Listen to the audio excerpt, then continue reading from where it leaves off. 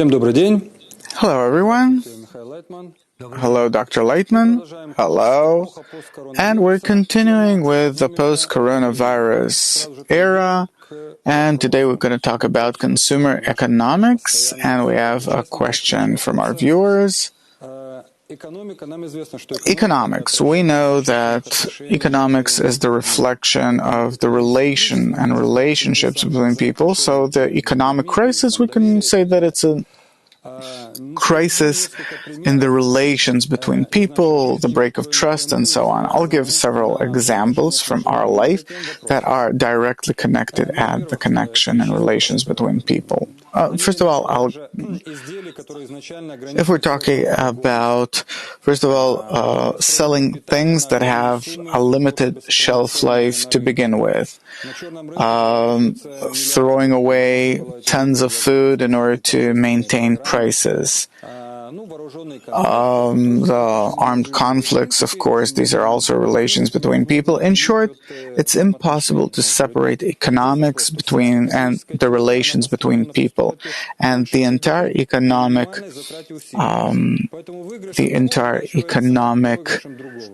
basis, or economy in general, is based on the gain of the one is the loss of the other. Is it possible to change this formula somehow? Only through education. Only through education. That if we show people and create the necessary conditions so that even though that this contradicts their nature, but they will be forced to work to the benefit of society, and furthermore that part where they pay for their efforts, for the efforts that they don't physically get, they will get morally on the inner level, that society will reward those people that are working to the benefit of society also by its special attitude toward those people. Current economy, it's clear that it's based on the constant consumption and eventually throwing away. If in the past people had to work 12 hours a day, afterwards the proprietors got the idea, let them work for 8 hours, and the rest of the time they can go shopping. And somewhere in the 50s, 60s, or even earlier, what happened is that consumer society was formed. And nowadays we see that the society is falling apart. Something happened, and unless I will buy from you and you will buy from me, then economy will fall apart. Because it's not based on making what's necessary, but on living off each other, meaning we've shifted into a completely different realm of product, money, product. What could be the incentive for such work in such a society where people stopped buying? People stop exchanging services. They don't need it. They will instinctively start buying because there's no point in doing it. The world is overflown with unnecessary products. So the basic things will remain. It depends on people's education, but actually, yes. And if not, then there will come a coronavirus. Nature will correct us, and we can no longer go and on some vacation someplace, travel around the world, fly someplace. No, we'll be limited. And besides, we are already beginning to somehow lose interest in it ourselves. The new generation has different needs. It no longer wants, like the previous generation, to travel around the world, do stuff. It's not interesting for them anymore.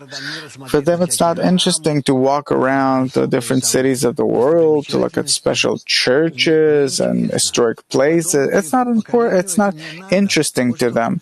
The current generation, they don't need it.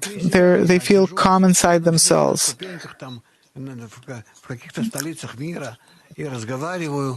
I see them, I meet them in different places in the world, and I see that it's not important to them who built these places, who painted these things. I won't say that they don't know or don't want to know. It's simply not in their field of interest. I'd like to go over several reasons, causes for which the society of consumerism is coming to an end. First reason, the lack of trust. That really stops these relations that we have right now. It's something that you can overcome. That's artificial. Second thing is the pollution of the environment. And who's bothered by that? Meaning there's not enough technologies in order to get rid of all the waste that we make. So there will be technologies so that we'll be able to make even more. Third reason, limited natural resources. It doesn't matter. It doesn't interest anyone. We'll go to the moon and we'll bring something from there. Fourth reason, for which this the kind of economy that we have now is the growing gap between the rich and the poor. Even from the coronavirus, you see that the rich are getting richer and people are getting poorer, and they won't stand for this. Of course, the rich will have to pay a bit more from their tremendous income in order to calm down the poor. The fifth reason is there's this the effect of the rich, or that people are afraid, even if they have money, they're afraid to spend this money because of the uncertainty of what's going to happen in the future. There's nothing to waste your money on. No, they're saying that I have what to waste my money on, but I'm afraid that I don't know what's going to happen tomorrow. Well, you're not talking about the seriously rich people. The seriously rich people are those that have unlimited opportunities beyond everything that they need. Sixth reason, the development of technology that will divide the rich and the poor even more, and that will bring further unemployment. Yeah, that'll happen. Because, again, there's no consumption. No consumption. Therefore, either wars that today, who knows how such a war can end, but actually, in a certain period of time, it used to solve problems. But today, no more, because there are no borders. Go live where you want. You can buy any passport. You can do whatever you want. Therefore, there are no objective reasons for war. There's only left religious wars. But that's it. Ideological wars. So the last reason is man's inner needs that are changing. Yes, that's the most important reason. It kills everything else. So it will kill the consumer economics. It's killing it already. This is why we have all the problems of our world. It is the end of consumer economics. And this virus now,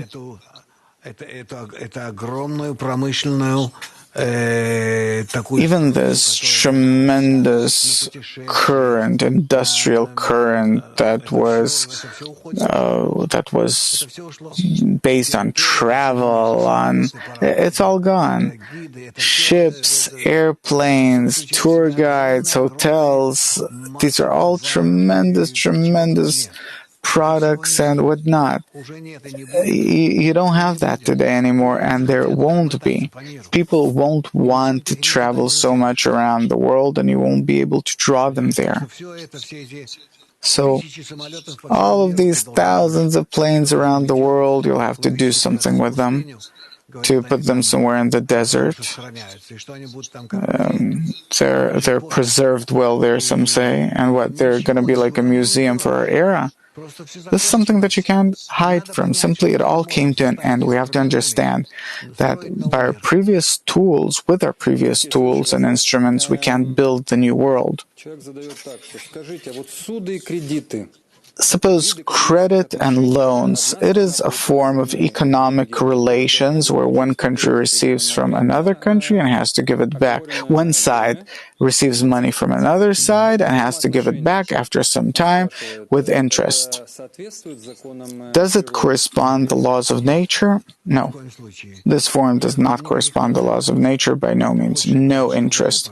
You want to make a loan to someone else? No problem. Please help him.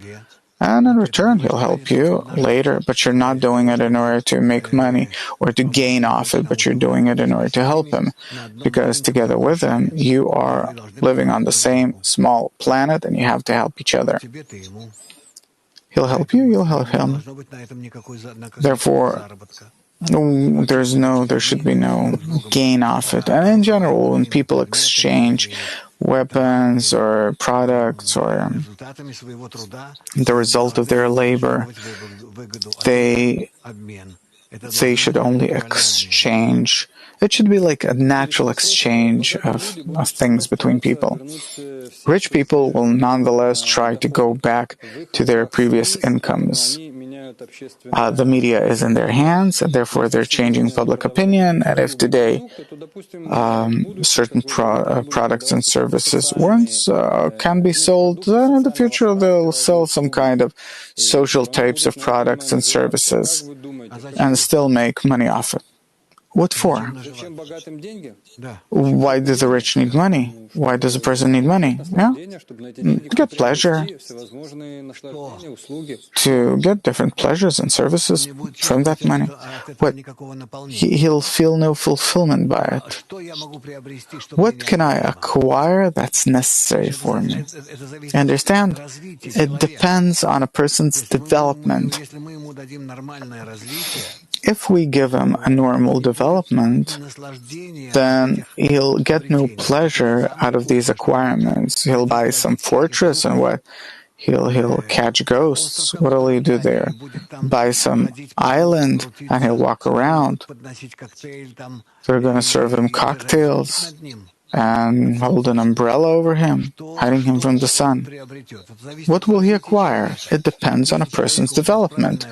If you give a person the correct education, he will not have these needs. He'll have the need for normal relationships and a normal society. That's it. Well, this I understand if you give a normal education, but before we get there, someone has to begin this education. Who's supposed to begin this? We? No, but I mean the means, the media and all the means are in the hands of the rich people. And in the meantime, I don't think they lost the desire to be rich. It's not a problem. It'll come. It's inevitable. It's the law of nature. According to the law of nature, we have to come to a state where we will completely, harmoniously be interconnected with nature, with our integral nature, and we ourselves will become an integral society. Equality in society, what is that? And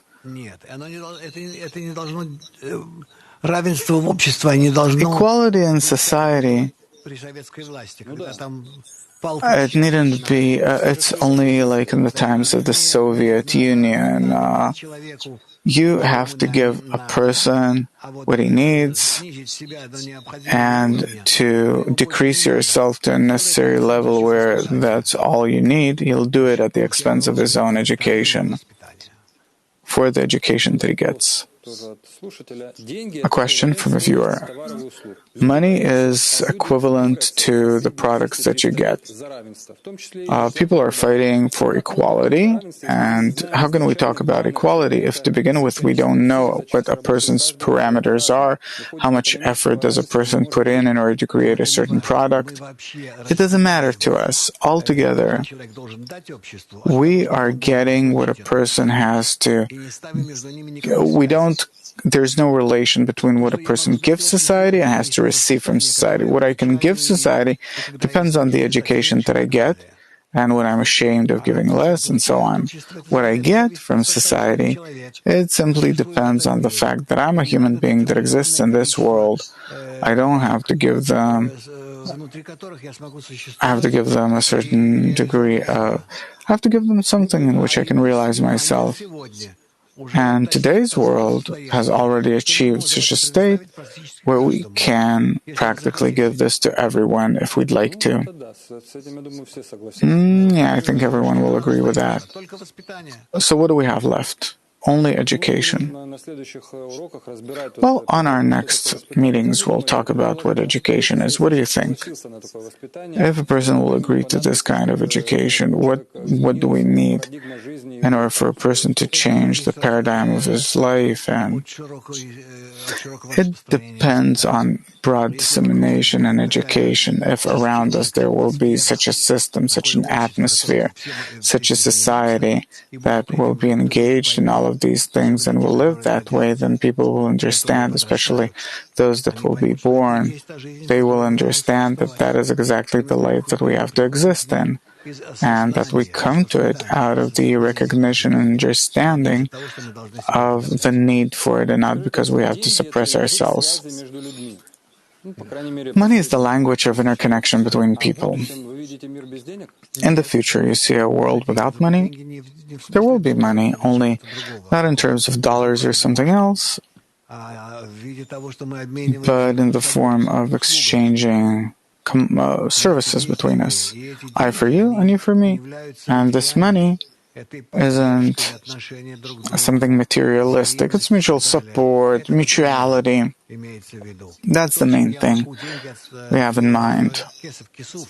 Money in Hebrew, kesef, comes from the word kisuf, meaning the ability to cover for my egoistic needs and being able to relate to others with an altruistic cover. Again, what do I cover? My egoistic attitude toward another? Yes. And this is what money is, meaning money is that by which I can pay for my ego, for it to stop being an ego and for it to turn into quality of bestowal and connection. So money is the equivalent of our connection, meaning my connection is that I want to egoistically use others, but I'm making some kind of an effort and I cover this desire of mine to use another person by it. Yes, and this attitude of yours towards another person above your evil desire or attitude is called money. And in our world, what is that? When I give to another, when I help another, and for this I get money, and for this you get from him the same services and so on. But in the form of money, so that I'll be able to provide for myself, well, I don't think that eventually it will be in the form of money, but suppose in the form of something like that. So you don't see money, no, I think that it will be something that will be, we'll have all these things, but it will all be gradually replaced by our interconnections. Businesses are based on trying to exploit others as much as possible in order to gain as much as I can. What kind of business, how should businesses be according to the laws of nature? Completely mutual, that we understand that there can't be any other way, that we necessarily have to be connected with one another, and therefore the business isn't about, meeting, cheating each other a bit here and there, and each goes his own way. But a spiritual business is based on our connection, and as a result of our connection, we create something greater, bigger. And this bigger thing is what we want to offer society. This is something by which society, or from which society, can get its maximum benefit from. And this is the result of our business.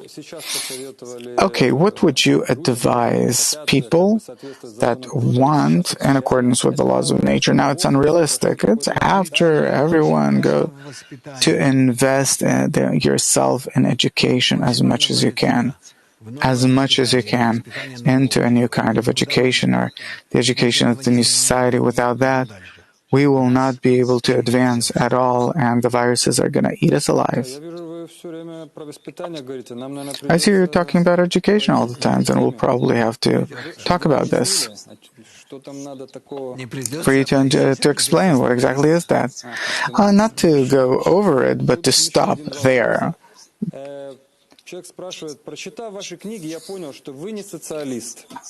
I understand that you're not a socialist, you're not against there being rich people, or forcefully take their assets, but how come the rich will suddenly start paying scholarships for other people for them to study? What will they get out of this? No, it can't be willingly to begin with. No. Here it's going to be like a revolution.